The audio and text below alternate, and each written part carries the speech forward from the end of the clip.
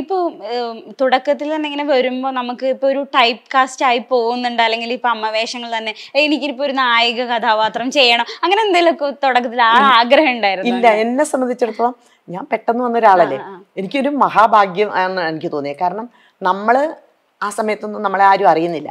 പറയുമ്പം ആ ഹസ്ബൻഡ് എഞ്ചിനീയറാ, ഞങ്ങള് ആ സമയത്തും കാറിൽ പോകുന്നു വരുന്നു ഒക്കെ ഉണ്ട്. ഒരു മനുഷ്യന് ഇത് ആരാന്നറിയില്ല. മീശമാധവൻ ചെയ്തതിന് ശേഷം ഞാൻ ഒരു ഷോപ്പിൽ നിൽക്കുമ്പോഴാണ് ആദ്യമായിട്ട് പിള്ളേച്ച എന്ന് പറഞ്ഞിട്ട്, അപ്പൊ ഞാൻ ഇത് അതിലെ ഡയലോഗാണല്ലോ പറയുന്നത്.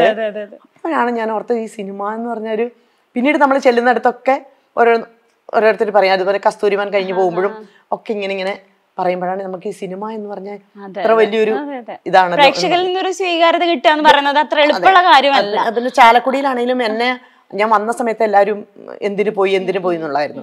പിന്നീട് ഞാൻ ഈ കസ്തൂരിമാൻ കഴിഞ്ഞിട്ട് എനിക്ക് അവിടെ വലിയൊരു ഫംഗ്ഷനെ അറേഞ്ച് ചെയ്തിട്ട് എന്നെ സ്വീകരിച്ചു കൊണ്ടുപോയപ്പം സത്യം പറഞ്ഞാൽ നമുക്ക് നമ്മുടെ നാട് നമ്മളെ അംഗീകരിക്കുക എന്ന് പറഞ്ഞാൽ അതൊക്കെ ഒരു വലിയൊരു സന്തോഷമുള്ള സന്തോഷം. ചേച്ചിക്ക് ഇപ്പോ ഈ സിനിമയിൽ വന്നത് അല്ലെങ്കിൽ സീരിയലിലായാലും എന്തെങ്കിലും വിഷമം തോന്നിയിട്ടുള്ള എന്തെങ്കിലും ഒരു കാര്യം, അല്ലെങ്കിൽ അതുപോലെ തന്നെ അതിന്റെ കൂടെ തന്നെ സന്തോഷമുണ്ടായ, രണ്ടും ഒരു പാരലായിട്ട് ഉണ്ടാവുന്ന ഒരു കാര്യങ്ങളാണ്.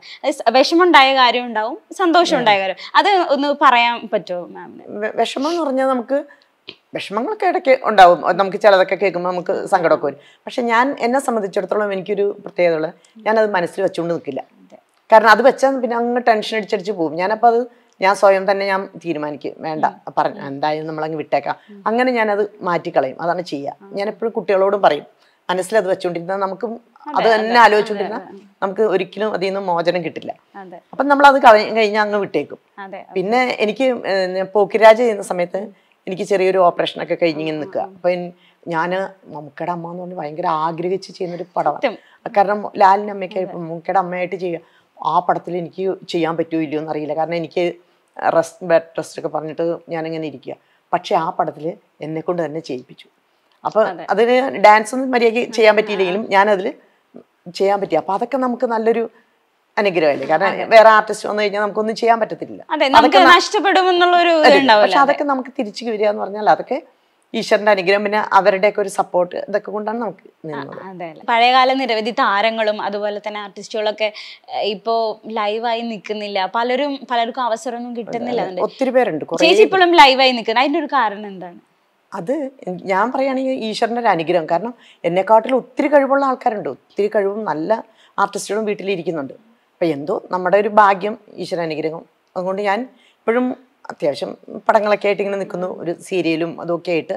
പിന്നെ ഈ പറഞ്ഞ പോലെ ഷോസ് ചെയ്യാറുണ്ട്, ഷോ കോർഡിനേറ്റ് ചെയ്യാറുണ്ട്. അങ്ങനെ എന്തെങ്കിലുമൊക്കെ ആയിട്ട് ഇങ്ങനെ നമ്മൾ പോകുന്നു. ചേച്ചിക്ക് അവരോട് എന്താ പറയാനുള്ള, അല്ലെങ്കിൽ ഇനിയിപ്പോ ഇങ്ങനെ ഇതുപോലെ ലൈവായി നിൽക്കുന്ന ചേച്ചിക്ക് ഒരു ഞാൻ പറയുന്നത് ഒരിക്കലും നമ്മൾ അത് കിട്ടിയില്ല ഇത് കിട്ടിയില്ല എന്ന് പറഞ്ഞാൽ കിട്ടുന്നവരെ വെയിറ്റ് ചെയ്തിരിക്കാതെ നമുക്ക് എന്താണോ ചെയ്യാൻ പറ്റുന്നത് അത് നമ്മൾ ചെയ്യുക. അല്ലാതെ നമുക്കിപ്പം സിനിമ ഇല്ല, ഇപ്പോൾ സിനിമ ഇല്ല എന്ന് പറഞ്ഞാൽ ഇനി അടുത്ത സിനിമ വരുന്നില്ലെന്ന് പറഞ്ഞ് വിഷമിച്ചിരിക്കുന്നതിന് അടുത്തത് എന്താണോ നമുക്ക് കിട്ടുന്നത് അതിലേക്ക് പോവുക, നമുക്ക് ചെയ്യാൻ പറ്റുന്ന കാര്യങ്ങൾ ചെയ്യുക. അതാണ് ഞാൻ പറയുക. ഈ വെറുതെ ഇരുന്ന് കഴിഞ്ഞാൽ നമ്മളങ്ങ് ഇരുന്ന് പോകും ശരിക്കും പറഞ്ഞാൽ. ഇപ്പൊ സുരേഷ് ഏട്ടന്റെ കൂടെ ഒക്കെ നിരവധി സിനിമകൾ ഞാൻ കാഞ്ചീപുരത്തെ കല്യാണത്തിലൊക്കെ എന്റെ മോനായിട്ടായിരുന്നു. പിന്നെ ഇതിലൊരു തമാശയുള്ളത് എന്താണെന്ന് വെച്ചാൽ, ഫസ്റ്റ് ഏഷ്യാനെറ്റിൽ ഒരു പ്രോഗ്രാം ഉണ്ടായിരുന്നു, ചിങ്ങപ്പെണ്ണിന് കണ്ണെഴുതാൻ. അത് സുരേഷ് ഗോപിയും അതുപോലെ ഏഷ്യാനെറ്റും കൂടെയാണ് പ്രൊഡ്യൂസ് ചെയ്തത്. അതിൽ ഞാൻ സുരേഷ് ഗോപിയുടെ അമ്മയായിട്ടാണ്. അത് ഞാൻ വന്ന സമയങ്ങളാണ്, എനിക്ക് കിട്ടിയൊരു വലിയ ഭാഗ്യമാണ്. അന്ന് എന്നോട് ഇങ്ങനെ അത് കഴിഞ്ഞ് പിന്നെ കുറെ പടങ്ങൾ ചെയ്തു. താവളം എന്ന് പറഞ്ഞ പടമൊക്കെ ചെയ്ത സമയത്ത് അന്ന് ക്യാരവൻ ഒന്നും ഇല്ല, ഞങ്ങളെല്ലാവരും കൂടി ഇന്ന് ചീട്ട് കളിക്കലും ബഹളവും അങ്ങനെ നല്ലൊരു സൗഹൃദമായിട്ട് പോകുന്നതാണ്. അവൻ ഇപ്പോഴും പടങ്ങളിലുണ്ട്.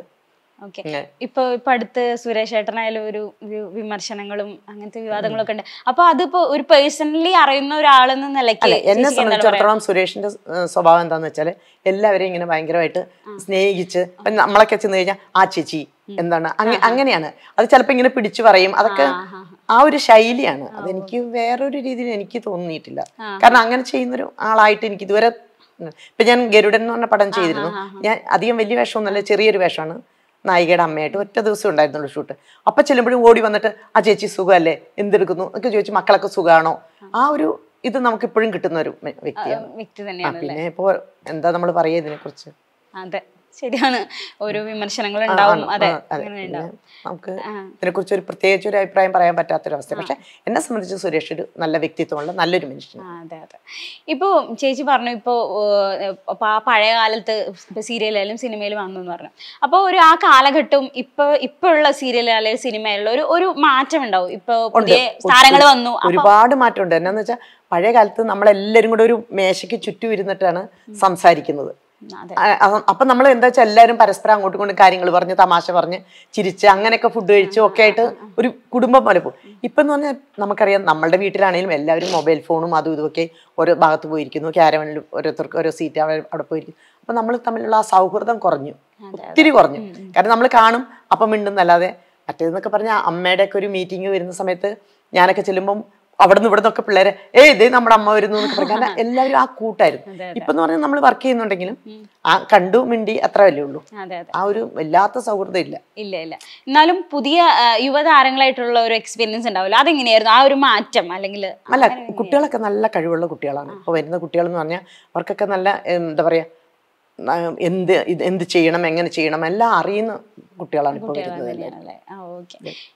കാരണം ചിലതൊക്കെ നമുക്ക് അവരെ കണ്ട് പഠിക്കണം. അതേപോലെ ഇപ്പൊ നിരവധി അമ്മവേഷങ്ങളും കഥാപാത്രങ്ങളൊക്കെ ചെയ്തു. ഇനി ഇപ്പൊ ചേച്ചിക്ക് ഇനി ഒരു കഥാപാത്രം ചെയ്യണം, എനിക്കൊരു ഡ്രീം ഉണ്ട്, എനിക്ക് അത് അങ്ങനെ ഒരു ചെയ്യാൻ പറ്റിയ ഒരു കഥാപാത്രം പറയുകയാണെങ്കിൽ? എനിക്ക് സത്യം പറഞ്ഞാൽ ഞാൻ അങ്ങനെ വലിയ വലിയ കഥാപാത്രങ്ങളൊന്നും ചെയ്തിട്ടില്ല. എങ്കിൽ പോലും എനിക്ക് ചെയ്യണം എന്ന് ആഗ്രഹമുണ്ട്. ഇപ്പം എന്താ പറയാ, നല്ലൊരു ബോൾഡായിട്ടൊരു അമ്മയില്ലേ ഇങ്ങനെ നല്ല. പക്ഷെ എല്ലാവരുടെ മനസ്സിൽ നമ്മൾ അങ്ങനത്തെ നമ്മളൊരു പാവ അമ്മയുടെ മുഖമാണെന്നാണ് എല്ലാം പറയും. പക്ഷെ എനിക്ക് നല്ല ശക്തമായിട്ട് ഇങ്ങനെ ആ ഒരു അമ്മ ചെയ്യാൻ ഭയങ്കര. അതിന് ഏറ്റവും വലിയ ഉദാഹരണം സുകുമാരി ചേച്ചി തന്നെയാണ് അല്ലെ? സുകുമാരി ചേച്ചി എല്ലാ വേഷവും ചെയ്തിട്ടുണ്ട്. ഭാഗ്യം കേട്ടോ. ഞാൻ അതുപോലെ തന്നെ മറ്റേ നായകൻ എന്ന് പറഞ്ഞ പടത്തിൽ എനിക്ക് ആംഗ്ലോ ഇന്ത്യൻ ആയിട്ട് അഭിനയിക്കാൻ പറ്റി. അവർ കുറച്ച് കിട്ടി. എനിക്ക് നല്ലൊരു ശക്തമായൊരു കഥാപാത്രം ചെയ്യണമെന്ന് ആഗ്രഹമുണ്ട്. സുകുമാരി ചേച്ചിയുടെ പോലെയൊക്കെ. പിന്നെ അവരൊക്കെ വലിയ കലാകാരി, എത്രയോ വലിയ കലാകാരന്മാർ.